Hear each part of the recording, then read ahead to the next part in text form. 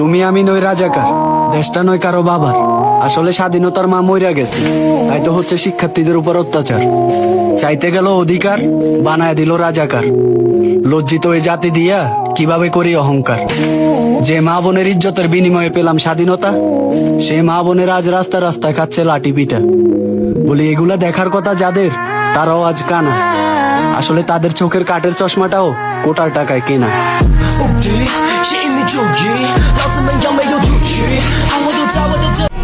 আমাদের এই স্বাধীন বাংলাদেশের বর্তমান পরিস্থিতি থেকে শুধু একটা কথাই বলতে চাই, আমি গর্বিত যে আমি অশিক্ষিত।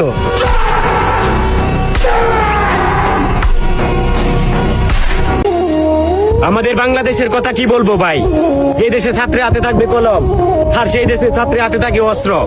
আসলে দেশটা তো আর দেশ নাই, এখন অধিকার চাইতে গেলেও রাজাকার হয়ে যায়। যদি কোটা দিয়ে চাকরি পাওয়া যায়, তাহলে কি দরকার ছিল স্কুল কলেজ শিক্ষা ব্যবস্থা? আসলে কি উচিত কথার বাত নাই? কোথায় গেল আজ বড় বড় পার্সন, মানবতার মানুষগুলা? নাকি তাদের বন্যা হলেই দেখা যায়? কোথায় গেল আমাদের দেশের কন্টেন্ট ক্রিয়েটর, ব্লগার? কেন তাদের ভালোবেসে ফলো করলাম? যদি আজকের এই দুর্দিনে আমরা তাদেরকে পাশে না পাই, তাহলে বন্ধ থাকুক লেখাপড়া, আর অন্ধ থাকুক জাতি। আগামীতে দেশ চালাবে মুক্তিযোদ্ধার নাতিপুতি।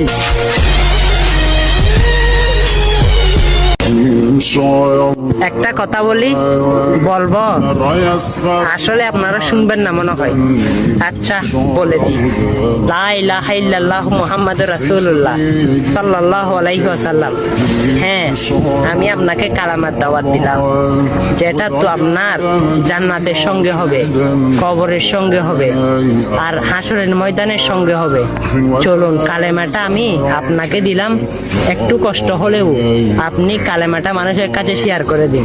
প্রতিদিন অনেক বাজে ভিডিও শেয়ার করেছেন, আর একটিও এটা শেয়ার করে নেকি কামাই করুন। আমিন।